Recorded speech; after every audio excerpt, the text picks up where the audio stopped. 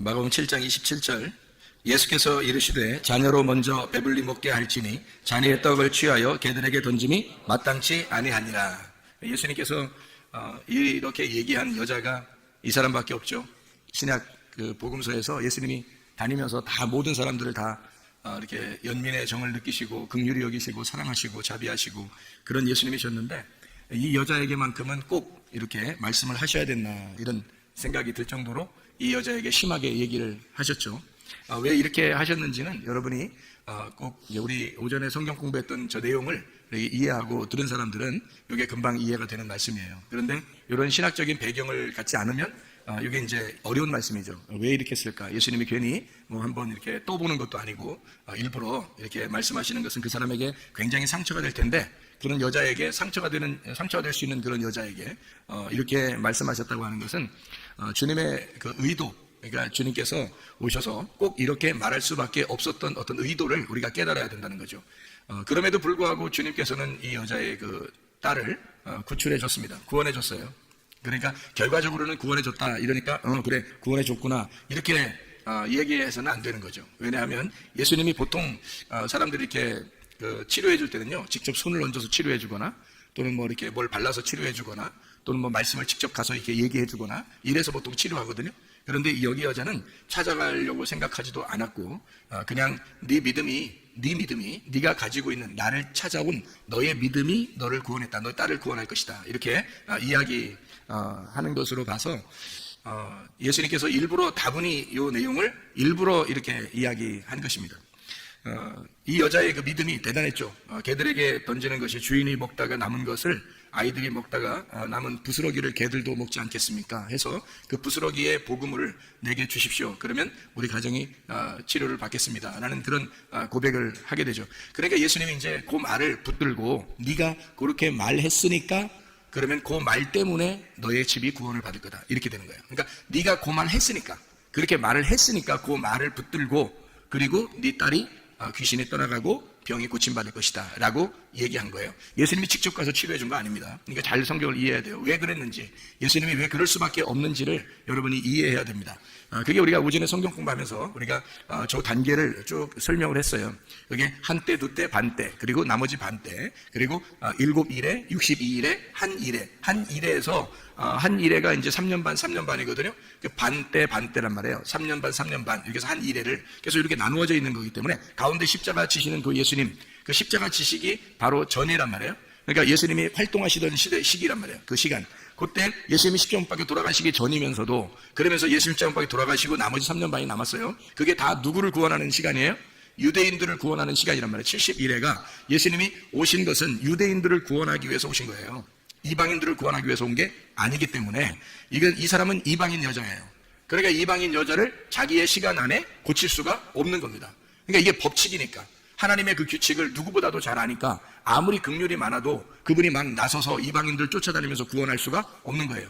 유대인들의 그 시간 안에 오셨기 때문입니다. 그러니까 예수님이 일부러라도 이렇게 얘기하는 거죠. 내 자녀들의 떡을, 내 자녀들에게 줄 양식을, 내 자녀들에게 줄 치료를, 내 자녀들에게 주는 그 구원을 너에게, 개한테 줄 수는 없다는 겁니다. 개라고 하는 것은 여기서 이 여자가 진짜 뭐 멍멍하면서 다니고 뭐 이렇게 뭐 주워 먹고 다니고 이래서 그렇게 얘기한 게 아니고 이방인을 말하는 거예요. 이방인에게 내가 온 게 아니라는 거죠. 이방인에게 온 게 아니라 70일의 안에, 다니엘서 9장에 나오는 70일의 안에 온 유대인들에게 구원을 위해서 왔기 때문에 주님은 그 이외에 이방인의 때가 아직 안 왔으니까 이방인의 때는 바울 사도가 나오고 난 다음이 돼야 된단 말이에요. 사도행전 9장 이후가 돼야 된다는 거죠. 그렇게 되기 전이니까 유대인들의 구원, 이때 이방인을 구원할 수가 없는 거예요. 그래서 이 여자에게 자녀의 떡을 개에게 줄 수가 없다. 이방인에게 줄 수가 없다. 그렇게 이야기를 한 거죠. 그래서 이런 배경을 여러분이 알고서 이 내용을 이해하게 되면 정말 주님께서 이걸 미워서 그런 건 아니었구나. 이게 하나님의 그 규칙, 법칙 안에서 그 율법 안에서 예수님이 오셨기 때문에 이 율법을 완성하지 않으면 안 되거든요. 주님이. 그래서 율법을 모두 다 완성을 시켜야 돼요. 주님께서. 율법에 있는 거를. 그래서 이방인을 상대할 수가 없는 거예요. 율법에서는 이방인을 상대할 수가 없거든요. 잘 생각해 봐요. 율법은요, 유대인에게, 이스라엘 백성들에게 주어진 거지 이방인에게 주어진 게 아닙니다.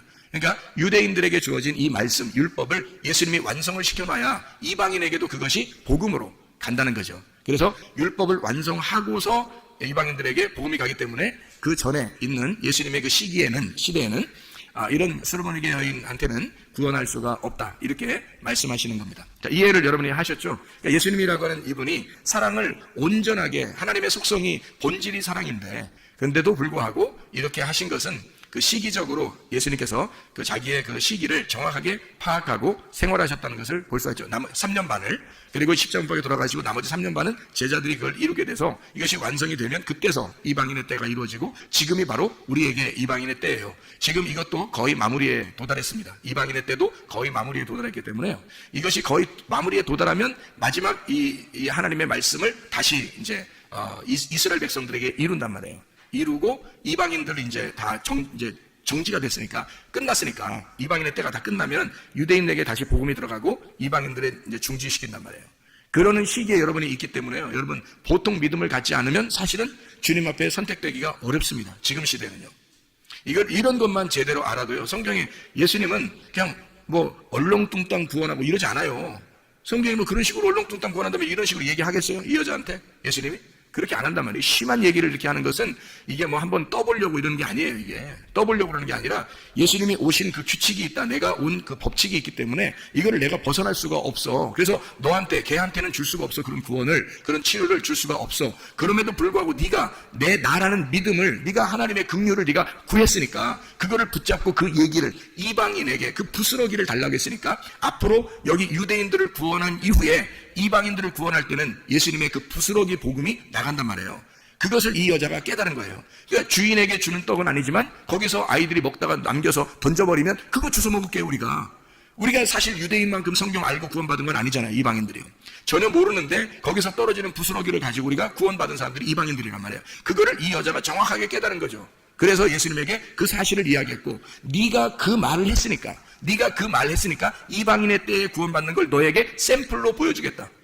이방인의 때에 구원받는 것이 있는데 그건 나중에 올 거야. 근데 너는 지금 유대인의 때에 샘플로 이방인의 구원을 샘플로 보여줄게. 이게 주님께서 이제 이 여자에게 명령하신 겁니다.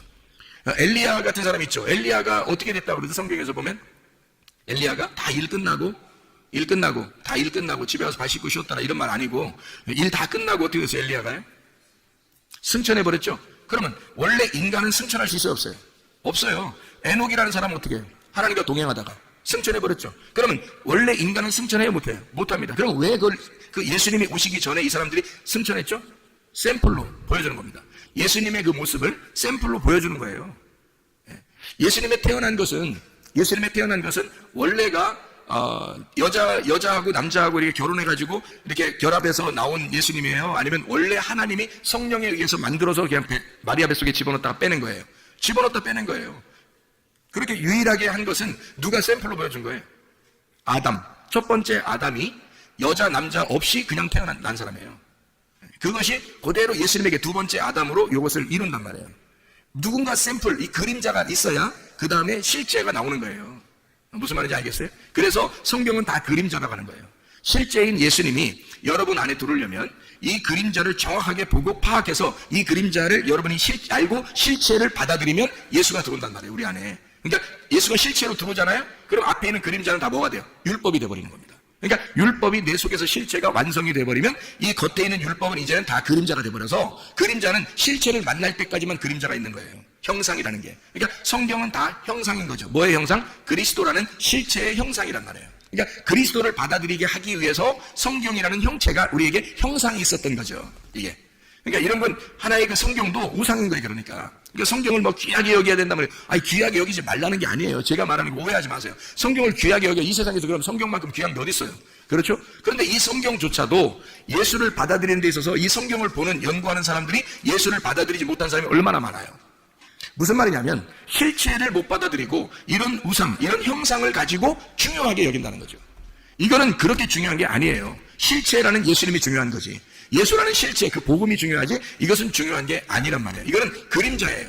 하나의 이제까지 이루어졌던 예수 그리스도가 우리를 위하여 이루신 모든 사건들을 여기에 기록함으로써 이런 하나님이다라고 하는 것을 설명해 주는 거예요.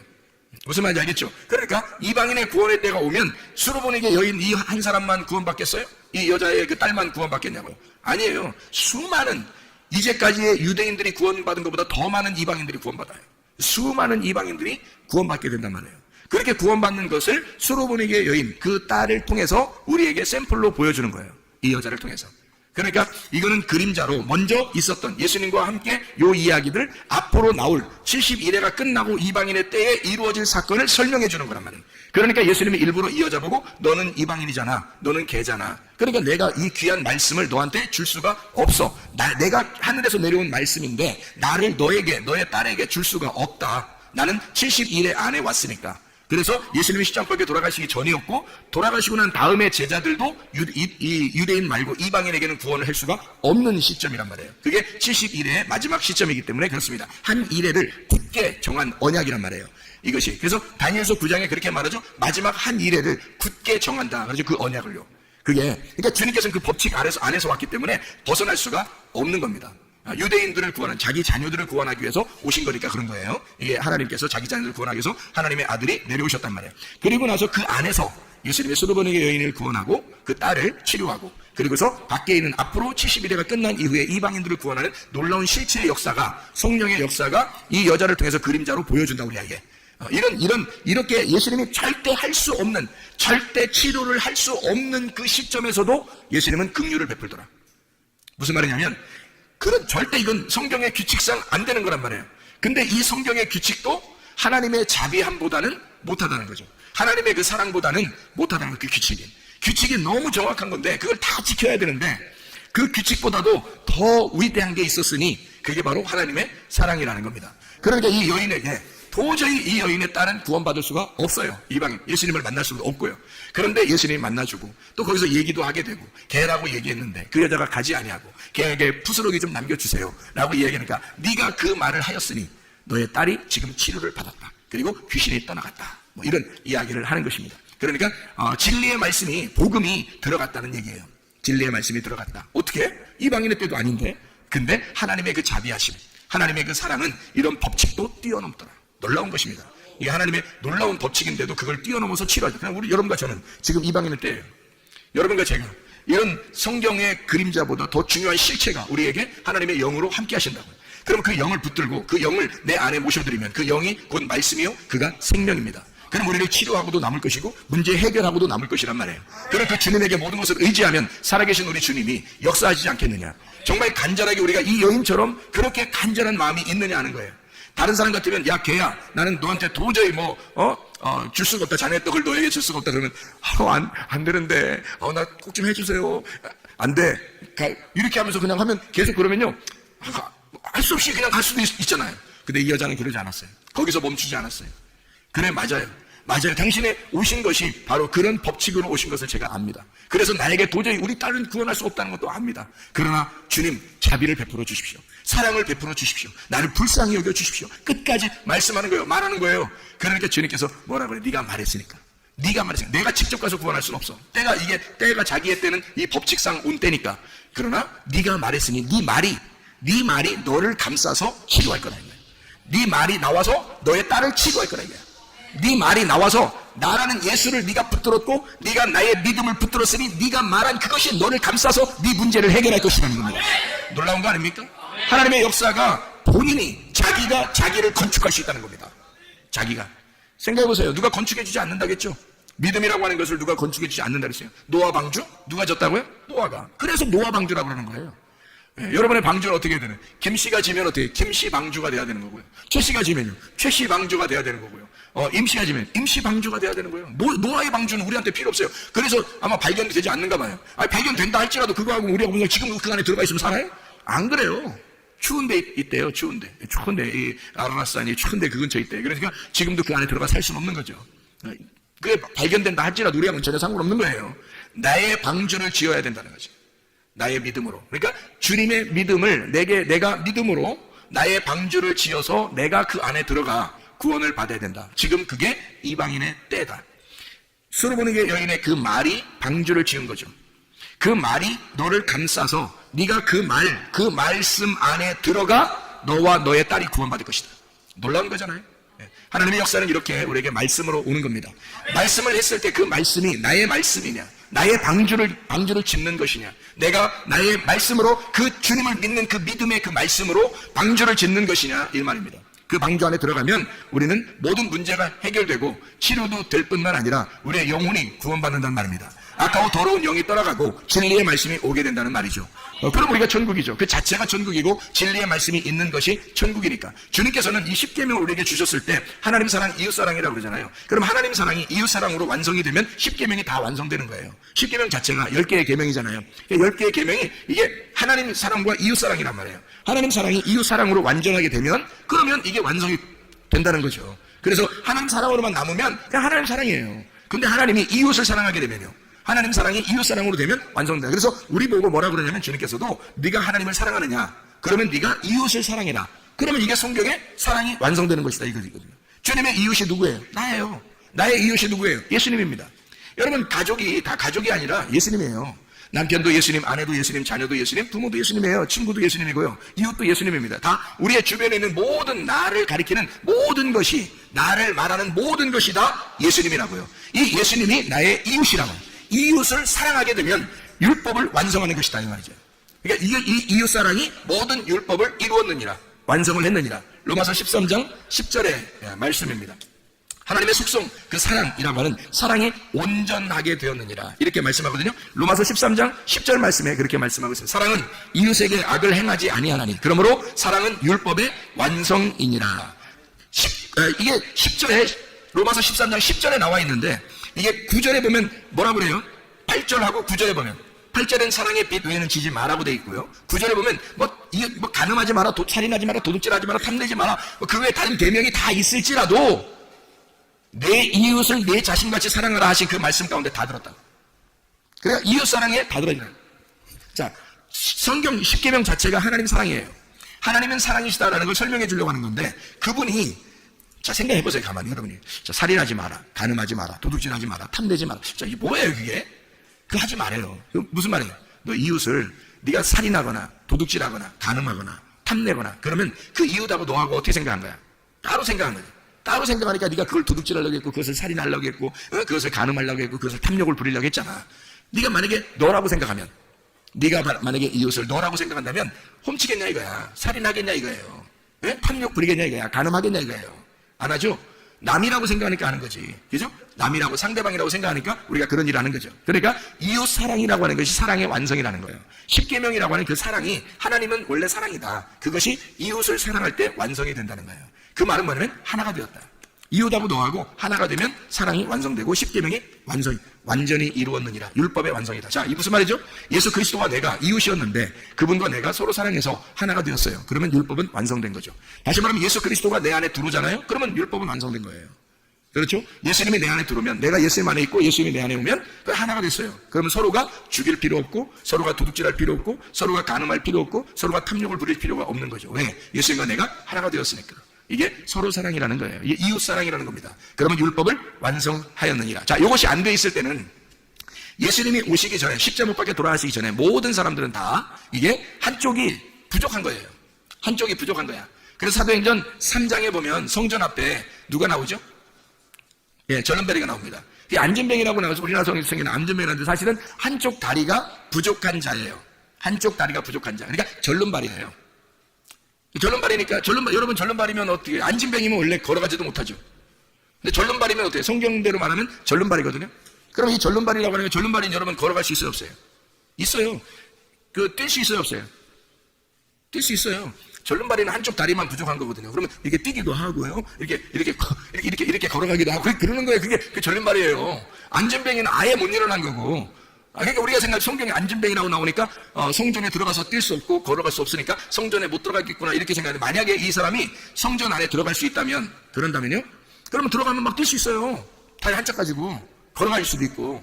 그러면 이 사람이 진짜 완전히 다리가 한쪽이 길어졌는지, 한쪽이 짧았다가 한쪽이 길어졌는지, 아니면 그냥 짧은 상태에서 막 그냥 들어가서 뛰었는지 우리는 모르죠. 근데 어쨌든 온전해졌다는 건데, 이게 무슨 말이냐면 이런 거죠.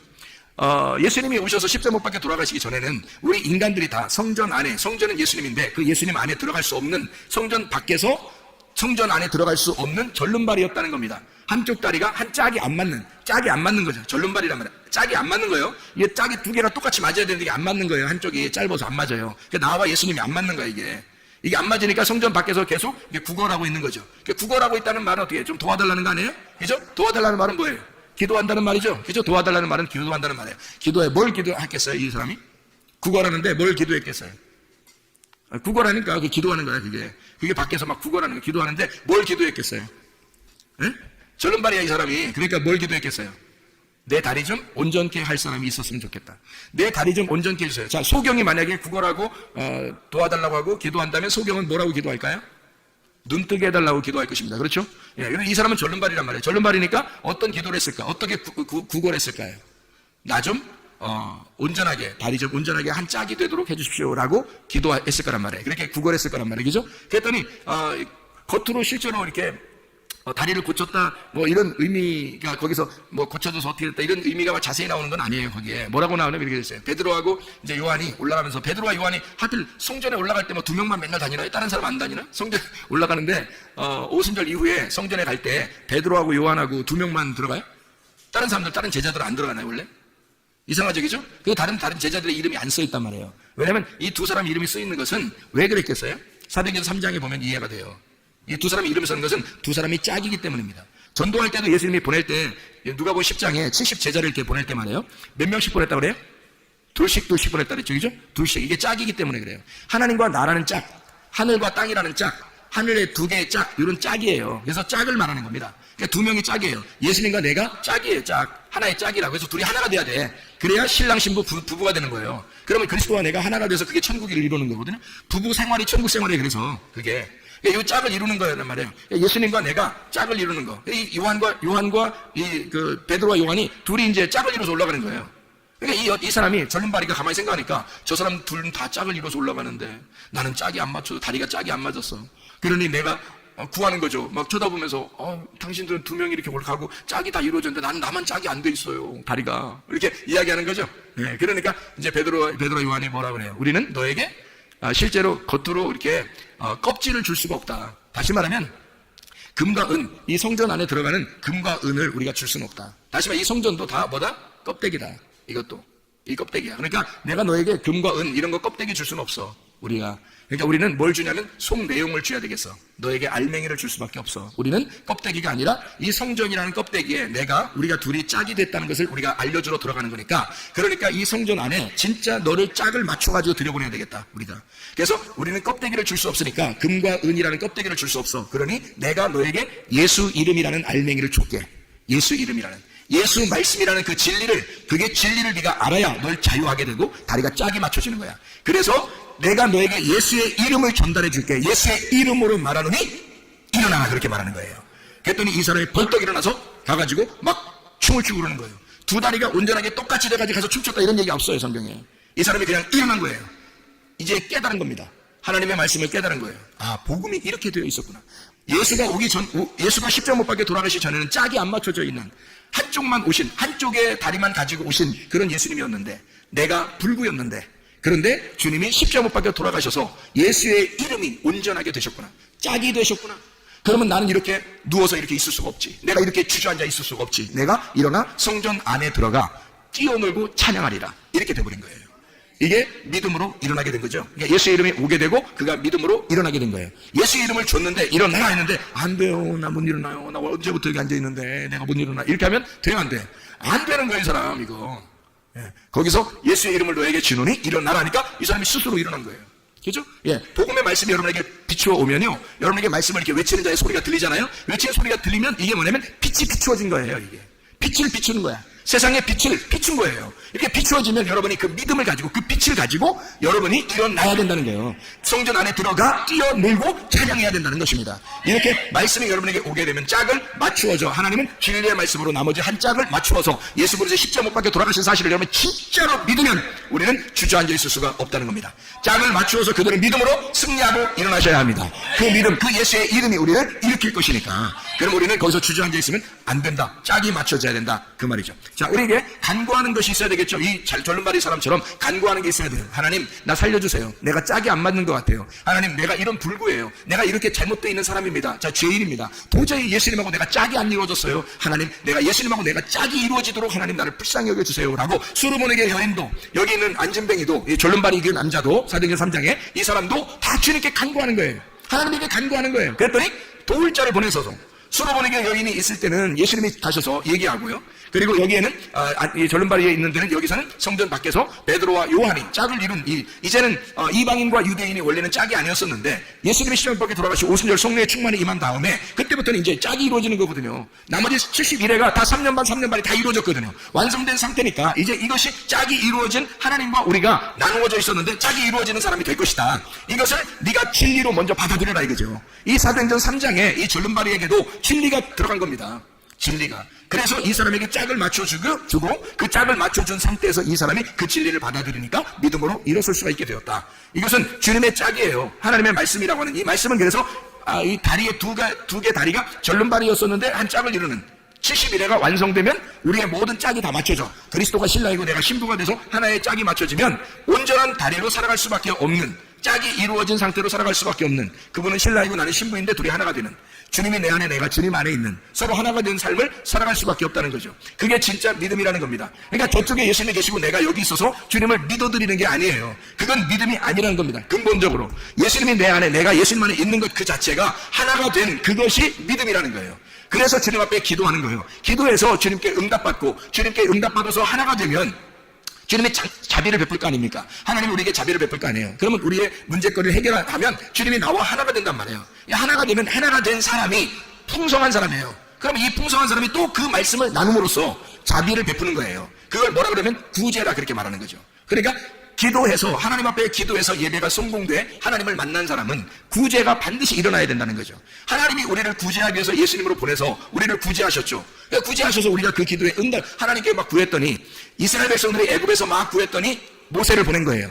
구제하신 거죠. 하나님이 모세를 보내신 것이 구제입니다. 그리고 이 죄인들, 우리 같은 이런 죄인들에게 예수 그리스도 메시아가 오신 것은 구제하신 겁니다. 하나님이 우리에게 예수를 보냄으로써 우리를 구제하신 거예요. 그럼 여러분이 받은 구제는 뭐예요? 여러분이 받은 구제는 뭐 구제 옷 뭐 이런 것 있다던데 그 구제 옷을 받은 거예요. 옷이 의의 옷이란 말이에요. 그리스도의 옷, 의의 옷을 우리가 구제 받았어요. 하나님으로부터 구제를 받았단 말이에요. 그러면 여러분이 가진 것은 뭐예요? 돈을 가지고 있는 거예요? 진짜 지식을 가지고 있는 거예요? 아니면 뭐 이 세상에 좀 잘 사는 거 이런 걸 가지고 있는 거예요? 뭘 구제 받았다고요? 그리스도를 구제받았다고. 하나님에게 우리가 나 죄인입니다 라고 하는 사람이 그렇게 간구하는 사람에게 하나님께서 우리에게 예수라는 구제품을 주셨다고요. 예수라는 분을 우리에게 내려주시니까 그 구제를 받은 내가 이 예수를 다른 사람에게 전달해 준다는 거, 이 전달해 주는 걸 말씀 선포라고 하는 것입니다. 내가 간구했더니 하나님께서 응답하셔서 예수 그리스도가 내게 오셨단 말이에요.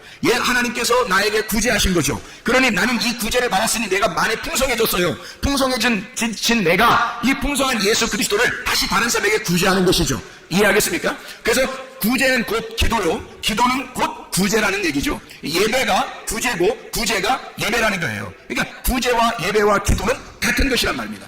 예수 그리스도를 너희가 받고 예수 그리스도를 나누어 넘겨주라는 겁니다. 네가 받은 예수를 넘겨주라는 거예요. 이게 복음의 말씀이라는 거예요. 그래서 우리는 기도하는 것과 말씀 전하는 일에 전무해야 하는 것입니다. 여러분, 예수 그리스도가 여러분에게 뭘 해요? 좋은 걸 주고 싶어 하셔요. 예수님이 우리에게 좋은 걸 주고 싶어 하신다고요. 이 솔로몬에게 여자는 진짜 받을 수 없는, 자격이 없는, 시간도 아직 되지도 않았던, 이 여자는 정말 구원받을 수 없는 위치에 있는 사람이었다고요. 그런데도 불구하고 하나님의 자비가 발동하면, 하나님의 사랑이 발동하면 뭐든지 해줄 수 있는 거예요. 네가 말한 그 말이 너를 감싸고 너를 감싼 그 말이 너의 딸을 구원할 것이라는 거죠. 이것은 하나님의 놀라운 자비입니다. 왜냐하면 제가 성경을 알고 성경 이걸 쭉 연구해보면 말이에요, 예수님이 도저히 이렇게 이 여자를 구원할 수가 없어요. 그 기간에는 이건 성경에 율법적으로 율법 안에서 오신 예수가 그렇게 할 수가 없도록 법칙이 이렇게 돼 있단 말이에요. 근데 예수가 그 법칙을 깬 거예요. 어떻게? 자기가 깰 수는 없으니까 네 말이 이 법칙을 깨버릴 거라는 거죠. 네 말한 것이, 네가 말한 그 말씀, 믿음의 말씀이 이 법칙을 깰 거라는 거죠. 이 법칙도, 이 성경의 법칙도 내가 구원받는 데 있어서는, 나에게 있어서는 이 법칙이 모두 대단한 거예요. 예수가 대단한 거지 뭐 이게 그 대단한 거라 이 말이에요. 생각해보세요. 예수 그리스도에게서는요, 그가 이런 법칙 안에 와서 자기는 그 법칙을 충실하게 이행하여 율법을 완성해야 되지만, 그러나 이 여자의 말이 나의 법칙도 깰 만큼 이 세상의 창조 때부터 말이에요. 성경의 창조 때부터요. 이 세상의 모든 법칙은 다 깨지고 온 겁니다. 그렇잖아요? 세상의 모든 법칙은 하나님의 법칙 안에서는요, 다 깨질 수밖에 없는 거예요.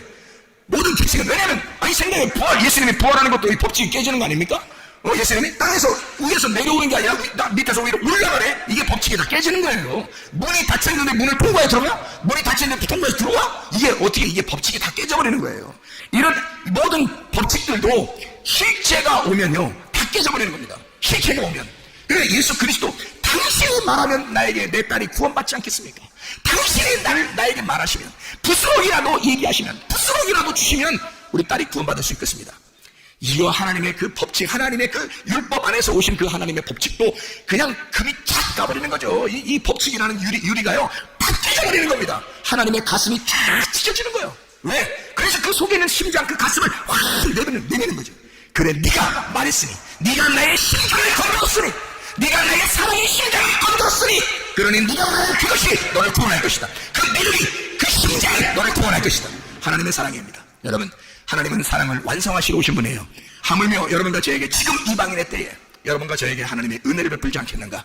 하나님의 은혜를 구하는 주님의 성도들 다 되시기를 바랍니다. 우리 하나님 아버지 사랑과 은혜를 감사를 드립니다. 주의 은혜 가운데 살다가 주님 만나게 도와주시옵소서. 예수 그리스도 존귀하신 이름으로 기도 올려옵나이다.